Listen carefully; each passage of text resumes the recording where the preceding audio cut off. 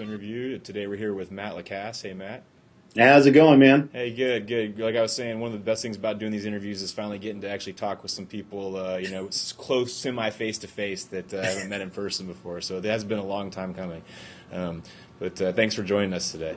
You bet. Good. So we're going to go through our 4 questions with Matt here, and we'll ask a couple about the work that he's doing professionally. Then we'll ask one about his crazy sports allegiances. They're actually not that crazy.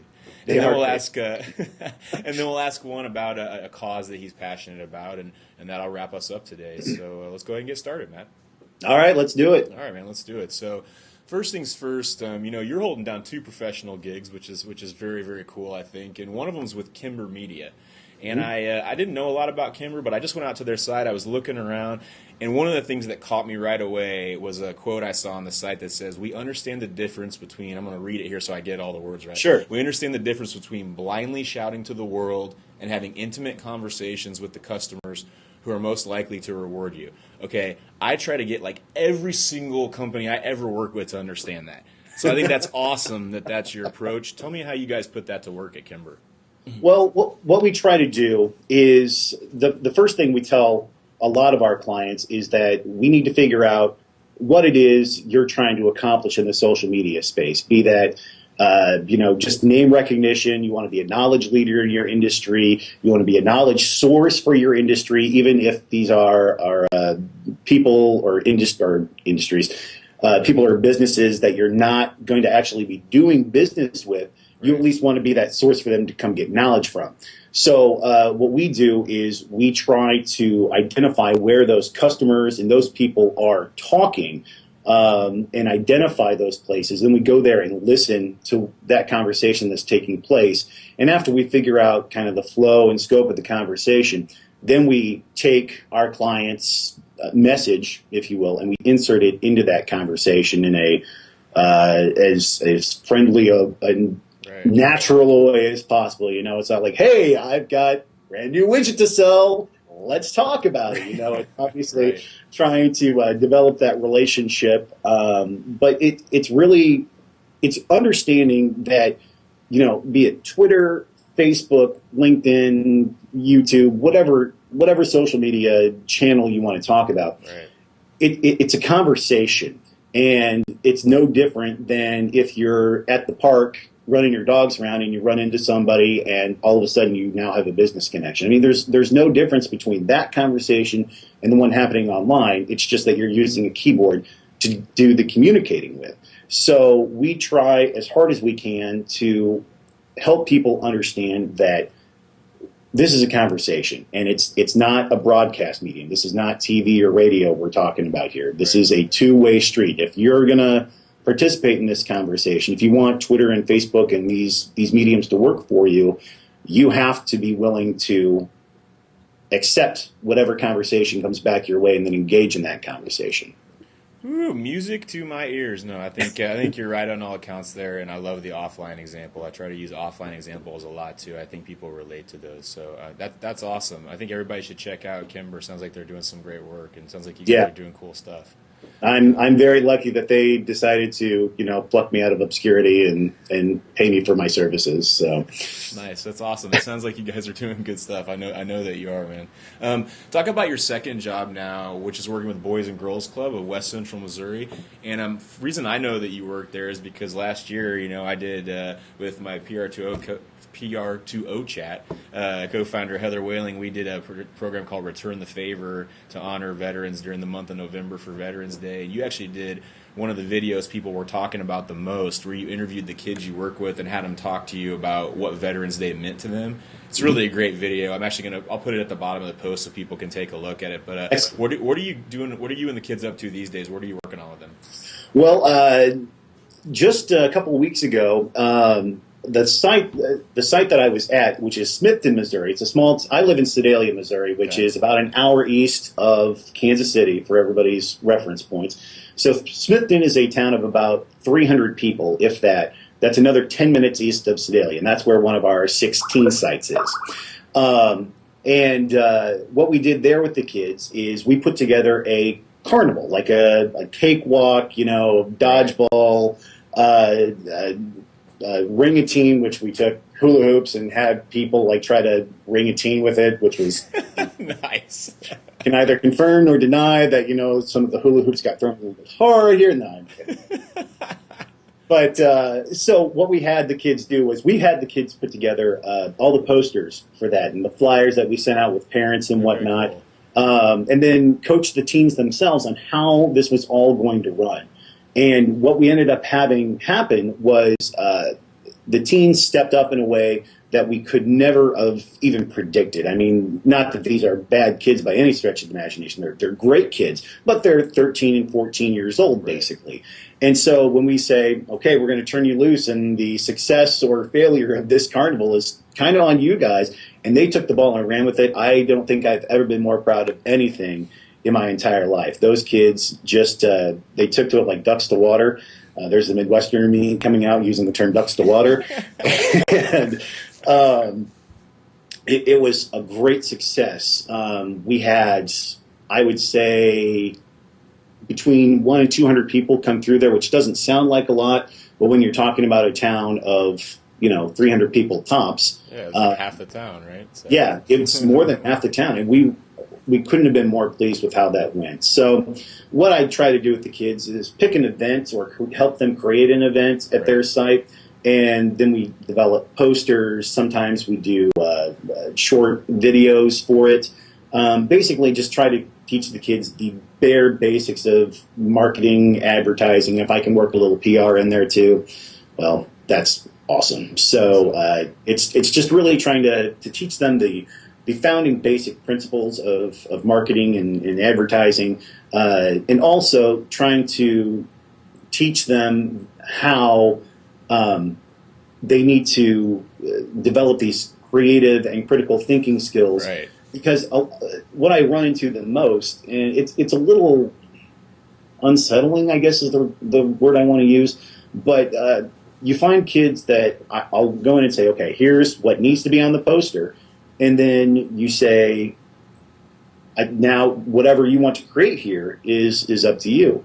And they'll say, well, I don't understand. What do you want me to do? I'm like, well, whatever you want to create is up to you. And they, I find that their thinking is so structured, so I hate this term, but so inside the box that they have a problem even seeing where the opening for the box is to get outside of it. So I think that's what I really try to do is teach those creative and critical thinking skills to help them along, not just in my particular area of expertise, but as they go out into the world, trying to make themselves into better human beings, I think. Yeah, well, you're right, too. That is such an important thing, problem-solving-wise, really in any job, is creative thinking. I mean, it's really integral to anything you do. So yeah.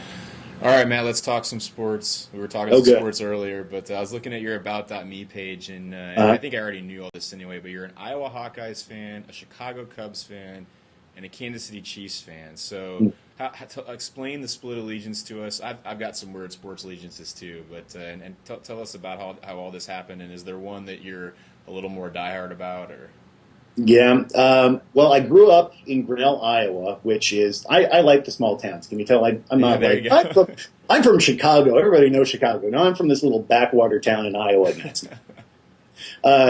Grinnell, Iowa is about an hour east of Des Moines and an hour west of Iowa City, right on I-80. So if you grow up in Iowa, you grow up either on the right side of the tracks, which is the Iowa Hawkeyes, or you grow up on the wrong side of the tracks, the Iowa State Cyclones. And fortunately, I chose the right side of the tracks. So I've been a Hawkeyes fan since I was born.